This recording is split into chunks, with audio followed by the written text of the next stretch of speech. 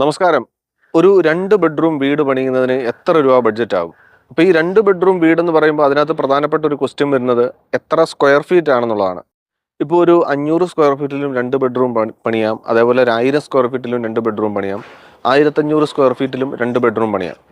അതേപോലെ അതേ square feet തന്നെ 3 ബെഡ്റൂം വീടുകളും പണിയാം.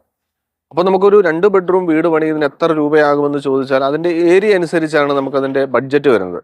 അതൊരു പ്രധാനപ്പെട്ട കാര്യം. അതുപോലെ തന്നെ അതിനകത്ത് വരുന്ന മെറ്റീരിയൽ സ്പെസിഫിക്കേഷൻ. ഉദാഹരണമായിട്ട് അതിൽ ഉപയോഗിക്കുന്ന വുഡ് ഏതാണ്? അല്ലെങ്കിൽ ഡോർസ് വിൻഡോസ് ഒക്കെ ചെയ്യാൻ വുഡ് തന്നെയാണോ?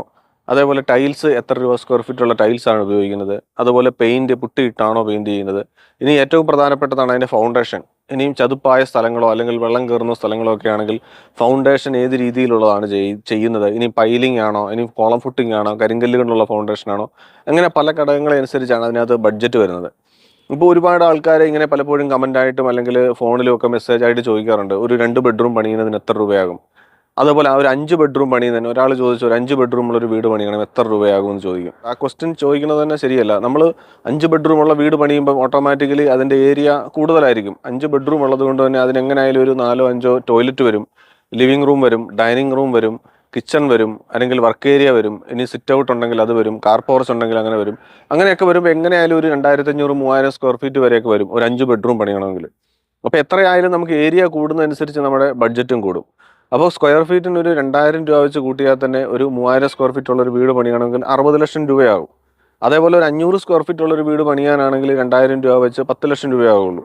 അപ്പോൾ നമുക്ക് ഏറ്റവും കുറഞ്ഞ രീതിയിലേക്ക് വരണമെന്നുണ്ടെങ്കിൽ നമ്മുടെ ഏരിയ കുറയ്ക്കുക എന്നുള്ളതാണ് അതിനകത്ത് ഏറ്റവും പ്രധാനപ്പെട്ട കാര്യം. ഒരു 2 ബെഡ്റൂമുള്ള ഒരു വീട് പണിയുന്ന ഒരു 500 സ്ക്വയർ ഫീറ്റിൽ നമുക്ക് വീട് പണിയാനായിട്ട് പറ്റും. അപ്പോൾ പലപ്പോഴും ഈ ലോ ബഡ്ജറ്റ് വീടുകളെ പറ്റി പലരും ചോദിക്കുമ്പോൾ ഒരു ലോ ബഡ്ജറ്റ് വീട് പണിയണം എന്ന് പറയും. പക്ഷെങ്കിൽ അവരുടെ പ്ലാനിങ് എന്ന് പറയുന്നത് ഒരു 5 ബെഡ്റൂം വീടാണ്, അല്ലെങ്കിൽ ഒരു 4 ബെഡ്റൂം വീടാണ്. അത്രയും റൂമുകളുള്ള ഒരു വീട് ഒരിക്കലും നമുക്ക് ലോ ബഡ്ജറ്റിൽ പണിയാനായിട്ട് പറ്റില്ല. ആ വീടിന്റെ സ്ട്രക്ചർ വരെയുള്ള പണികൾ ഒരിക്കലും നമുക്ക് അതിനകത്ത് ബഡ്ജറ്റ് കുറയ്ക്കാനായിട്ട് പറ്റില്ല. ഉദാഹരണം, അതിൽ ഉപയോഗിക്കുന്ന സിമെന്റ് നമുക്ക് കുറയ്ക്കാൻ പറ്റില്ല, സ്റ്റീല് കുറയ്ക്കാൻ പറ്റില്ല, അതിന്റെ കട്ട, കല്ല്, അല്ലെങ്കിൽ അതിൻ്റെ അഗ്രിഗേറ്റുകൾ, അങ്ങനെയുള്ള കാര്യങ്ങളൊന്നും നമുക്ക് അതിനകത്ത് കുറച്ച് ലോ ബഡ്ജറ്റ് എന്ന് പറഞ്ഞ് കുറച്ച് ചെയ്യാനായിട്ട് പറ്റില്ല. അത് ആ വീടിൻ്റെ സ്ട്രക്ചറൽ സ്റ്റെബിലിറ്റിയെ തീരുമാനിക്കുന്ന കാര്യങ്ങളാണ്. അതൊക്കെ കുറച്ച് കഴിഞ്ഞാൽ വീടിൻ്റെ സ്റ്റെബിലിറ്റി നഷ്ടപ്പെടും, വീടിൽ ക്രാക്ക് വരാം, അല്ലെങ്കിൽ വീട് ഒരു തരത്തിൽ അല്ലെങ്കിൽ മറ്റൊരു തരത്തിൽ നാശത്തിലേക്ക് പോകും. ഇനി അതിനകത്ത് ലോ ബഡ്ജറ്റിൽ പറയാവുന്ന രീതിയിൽ നമുക്ക് കുറയ്ക്കാൻ പറ്റുന്നത് അതിൻ്റെ ഫിനിഷിംഗ് വർക്കുകളാണ്. ഇപ്പം ടൈല് നമുക്ക് കുറഞ്ഞ ബഡ്ജറ്റുള്ള ടൈൽസ് ഇടാം. ഇനി അതല്ല ടൈൽസ് ഇട്ടില്ലെങ്കിലും വീടിന് പ്രശ്നമൊന്നും വരില്ല. ഇനി പെയിന്റിങ് ഏറ്റവും കുറഞ്ഞ രീതിയിൽ വൈറ്റ് സിമെന്റോ അല്ലെങ്കിൽ പ്രൈമറോ മാത്രം അടിക്കുക, അതിനകത്ത് പുട്ടി ഇടണമെന്നില്ല. അതേപോലെ ഡോർസ്, വിൻഡോസ് ഇപ്പം മരം തന്നെ വേണമെന്നില്ല, ഇനിയും സ്റ്റീലോ അല്ലെങ്കിൽ അലൂമിനിയോ അങ്ങനെയുള്ള മെറ്റീരിയൽസ് കൊണ്ടുള്ള ഡോർസ്, വിൻഡോസ് ഉപയോഗിക്കാം. ഇനിയും ഇലക്ട്രിക്കൽ, പ്ലംബിങ് അങ്ങനെയുള്ള കാര്യങ്ങളൊക്കെ നമുക്ക് ബഡ്ജറ്റ് കുറഞ്ഞ മെറ്റീരിയൽസ് ഉപയോഗിച്ച് ചെയ്യാനായിട്ട് പറ്റും. ഒരിക്കലും ആ വീടിൻ്റെ സ്ട്രക്ചറലി വരുന്ന കാര്യങ്ങൾ കുറയ്ക്കാൻ പറ്റില്ല. അപ്പോൾ ഇങ്ങനെ ചോദിക്കുന്നവരോട് പറയാനുള്ള ഒരേ ഒരു ഉത്തരവെന്ന് പറഞ്ഞത് ആ വീടിൻ്റെ ഏരിയ കുറയ്ക്കുക എന്നുള്ളതാണ്. ഏരിയ കുറഞ്ഞാലേ നമുക്ക് അതിൻ്റെ ബഡ്ജറ്റ് കുറയ്ക്കാനായിട്ട് പറ്റുള്ളൂ. ഒരിക്കലും സ്ക്വയർ ഫീറ്റ് കൂടിയ വീടുകൾ നമുക്ക് ലോ ബഡ്ജറ്റിൽ ചെയ്യുക എന്ന് പറഞ്ഞാൽ അത് ചെയ്യാൻ അസാധ്യമാണ്. ആ സ്ട്രക്ചർ വരെയുള്ള പണികൾ നമുക്ക് ആ ഒരു ഫിനിഷിലേക്ക്, ആ ഒരു സ്ട്രക്ചറൽ സ്റ്റെബിലിറ്റി അനുസരിച്ച് ആ വീട് തീർക്കണം. പിന്നീട് ഫിനിഷിങ്ങിൽ നമുക്ക് ബഡ്ജറ്റ് കുറയ്ക്കാനായിട്ട് പറ്റും. നിങ്ങൾ ഉദ്ദേശിക്കുന്ന പോലെയുള്ള രീതിയിലേക്ക് അതിൻ്റെ ബഡ്ജറ്റ് ഫിനിഷിങ്ങിൽ കുറച്ച് കൊണ്ടുവരാനായിട്ട് പറ്റും. അപ്പോൾ ഒരു 1000 രൂപ അല്ലെങ്കിൽ 1100 രൂപ സ്ട്രക്ചർ വരെയുള്ള പണികൾ തീർക്കണമെന്ന് ആവശ്യമായിട്ട് വരികയാണെങ്കിൽ ആ സ്ക്വയർ ഫീറ്റിന് ഏകദേശം അത്രയും എമൗണ്ട് നമുക്ക് വരും. ഒരു 1000-1200 രൂപ വരെയൊക്കെ നമുക്ക് സ്ട്രക്ചറൽ തീർക്കാനായിട്ട് സ്ക്വയർ ഫീറ്റിന് ചിലവ് വരും.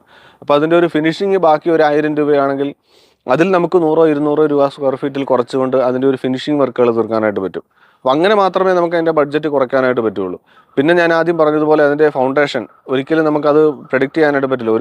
ഒരു സാധാരണ ഒരു ഉറപ്പായിട്ടുള്ള സ്ഥലങ്ങളോ അല്ലെങ്കിൽ നല്ല ഉറപ്പുള്ള നല്ല ഗ്രൗണ്ടുള്ള ഒരു സ്ഥലത്ത് നമുക്കൊരു വീട് വെക്കുന്ന ബഡ്ജറ്റല്ല ഒരിക്കലും ചതുപ്പായിട്ടുള്ള ഒരു സ്ഥലത്ത് വീട് വെക്കാനായിട്ട് പ്ലാൻ ചെയ്യുമ്പോൾ തന്നെ നമ്മുടെ ഒരു ബഡ്ജറ്റിനെ പറ്റി ഒരു കാൽക്കുലേഷൻ ഉണ്ടായിരിക്കണം.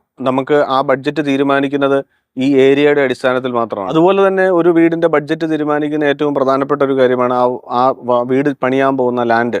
അതൊരു പക്ഷേ റോഡുമായിട്ട് പൊങ്ങിയതാവാം, അല്ലെങ്കിൽ റോഡുമായിട്ട് താഴ്ന്നു കിടക്കുന്നതാവാം.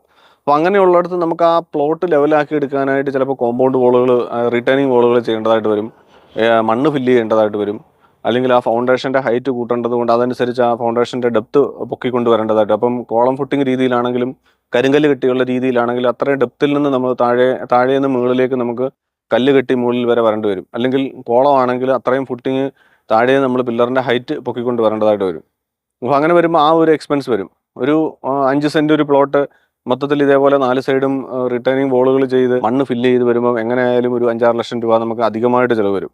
അപ്പോൾ ഒരു 1000 സ്ക്വയർ ഫീറ്റ് വീട് പണിയുന്നതിന് നമുക്കൊരു 20 ലക്ഷം രൂപയാണ് ചിലവാകുകയാണെങ്കിൽ അതിൻ്റെ കൂടെ ഒരു 5-6 ലക്ഷം രൂപയും കൂടി എക്സ്ട്രാ ആയിട്ട് ഇതേപോലെയുള്ള വർക്കുകൾക്ക് വരും. അപ്പോൾ നമുക്ക് ഒരിക്കലും ഒരു വീടിൻ്റെ ബഡ്ജറ്റ് തീരുമാനിക്കുന്നത് പല ഘടകങ്ങളെ അടിസ്ഥാനപ്പെടുത്തിയാണ്. അപ്പോൾ ആദ്യം നമ്മൾ പറഞ്ഞതുപോലെ ആ വീടിൻ്റെ പ്ലാൻ, അതിൻ്റെ ഏരിയ, അതിലുപയോഗിക്കുന്ന മെറ്റീരിയൽസിൻ്റെ സ്പെസിഫിക്കേഷൻ, ഏതൊക്കെ ഐറ്റംസ് ആണ്. ഇപ്പം നമ്മളൊരു 8-ൻ്റെ കമ്പി ഉപയോഗിക്കേണ്ടടുത്ത് 10-ൻ്റെയോ 12-ൻ്റെയോ ആകുമ്പോൾ അതനുസരിച്ച് വ്യത്യാസം വരും. ഇനിയും പല ബ്രാൻഡിലുള്ള കമ്പികൾക്ക് പല വിലയാണ്. അതുപോലെ സിമെൻറ്റ് പല വിലയുടെ ഉണ്ട്. ഇനിയും ടൈൽസ് ആണെങ്കിലും ഇപ്പോൾ ഒരു 35-40 രൂപ സ്ക്വയർ ഫീറ്റ് ഉള്ള ടൈൽസ് തൊട്ട് 100-150 രൂപ അല്ലെങ്കിൽ 200 രൂപ, അല്ലെങ്കിൽ ഗ്രാനൈറ്റോ അല്ലെങ്കിൽ വിട്രിഫൈഡ് അതേപോലെയുള്ള ടൈൽസുകളോ റെഡിമെയ്ഡ് ആർട്ടിഫിഷ്യൽ ടൈൽസുകളോ ഒക്കെ ആണെങ്കിൽ അതനുസരിച്ച് നമുക്ക് കോസ്റ്റ് കൂടുതലായിരിക്കും. അപ്പോൾ നമ്മൾ ഉപയോഗിക്കുന്ന മെറ്റീരിയൽസ് ഒരു പ്രധാന ഘടകം തന്നെയാണ്.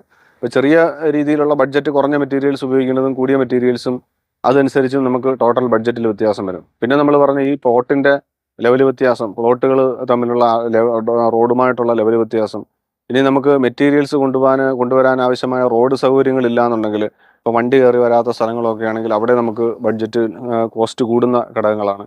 അങ്ങനെ പല ഘടകങ്ങളെ അടിസ്ഥാനപ്പെടുത്തിയാണ് നമ്മളൊരു വീടിൻ്റെ ടോട്ടൽ ബഡ്ജറ്റ് തീരുമാനിക്കുന്നത്. ഇപ്പോൾ ഒരിക്കലും നമുക്ക് ഒരു പ്ലാൻ പോലും കാണാതെ അല്ലെങ്കിൽ അതിനെപ്പറ്റി മനസ്സിലാക്കാതെ ഒരു 2 ബെഡ്റൂം വീട് പണിയുന്നതിന് എത്ര രൂപയാകും, അല്ലെങ്കിൽ ഒരു 4 ബെഡ്റൂം വീട് പണിയുന്നതിന് എത്ര രൂപയാകുമെന്ന് ചോദിച്ചാൽ നമുക്കൊരിക്കലും ഇത് പറയാനായിട്ട് പറ്റില്ല. നമുക്ക് മിനിമം ആ പ്ലാനെങ്കിലും ഒന്ന് കാണണം. ആ പ്ലാനിനകത്ത് 2 ബെഡ്റൂം, ഇപ്പോൾ ഒരു 2 ടോയ്ലറ്റ് വരുന്നുള്ള ഒരു റൂമിൻ്റെ എക്സ്പെൻസ് അല്ല ഒരു 2-3 ടോയ്ലറ്റ് വരുന്ന ഒരു വീടിന് ടോട്ടൽ ബഡ്ജറ്റ് വരുന്ന എക്സ്പെൻസ്. ഒരു ടോയ്ലറ്റ് അഡീഷണൽ വരുമ്പം തന്നെ അവിടെ ഒരു 2 ലക്ഷം രൂപ എക്സ്ട്രാ ആയിട്ടാണ് നമുക്ക് വരുന്നത്. അതിൻ്റെ വോൾ ടൈലിംഗ് വരും, അതിൻ്റെ CP സാനിറ്ററി ഐറ്റംസിൻ്റെ ഫിറ്റിങ്സുകൾ വരും, അതിനകത്ത് ഇലക്ട്രിക്കൽ പോയിന്റുകൾ അഡീഷണൽ വരുന്നുണ്ടെങ്കിൽ അത് വരും. അങ്ങനെയുള്ള ഘടകങ്ങൾ. ഇനി മറ്റൊരു പ്രധാന ഘടകം തന്നെയാണ് അത് ഇൻറ്റീരിയർ വരുന്ന കബോർഡ് വർക്കുകൾ, അതിൻ്റെ ലൈറ്റിങ്, ഫോൾ സീലിംഗ്, അങ്ങനെയുള്ള കാര്യങ്ങളൊക്കെ വരുന്നുണ്ടെങ്കിൽ അതിൻ്റേതായുള്ള ബഡ്ജറ്റ് അതിനകത്ത് കൂടുതലായിട്ട് വരും. ഇനി അതുപോലെ കോമ്പൗണ്ട് വോള്, ഗേറ്റ്, ലാൻഡ്സ്കേപ്പിംഗ് വർക്കുകൾ, അല്ലെങ്കിൽ പുറത്ത് വരുന്ന വേറെ എന്തെങ്കിലും തരത്തിലുള്ള എക്സ്ട്രാ വർക്ക്, കാർ പോർച്ചോ ഒക്കെ അങ്ങനെയുള്ള പുറത്തെന്തെങ്കിലുമൊക്കെ വർക്കുകൾ ചെയ്യുന്നതുകൊണ്ട് അതിൻ്റെ ഒരു എക്സ്പെൻസ് വരും. അങ്ങനെ അതെല്ലാം നമുക്ക് ഈ ടോട്ടൽ ബഡ്ജറ്റിനെക്കാട്ടി അധികമായിട്ട് വരുന്ന എക്സ്പെൻസുകളാണ്. ഒരിക്കലും നമ്മളൊരു വീടിൻ്റെ മാത്രം നോക്കി ഒരു 2000 സ്ക്വയർ ഫീറ്റ് വെച്ചിട്ട് കൂട്ടി കാൽക്കുലേറ്റ് ചെയ്താൽ ഒരിക്കലും നമുക്ക് ആ ടോട്ടൽ ബഡ്ജറ്റ് നമുക്ക് മൊത്തത്തിൽ പറയാനായിട്ട് പറ്റില്ല. ഒരു വീട് പണി തുടങ്ങുന്നത് ഏകദേശം ഒരു 10 മാസം തൊട്ട് 1 വർഷം വരെയൊക്കെ കൊണ്ടായിരിക്കും ആ വീട് പണി കംപ്ലീറ്റ് ചെയ്യുന്നത്.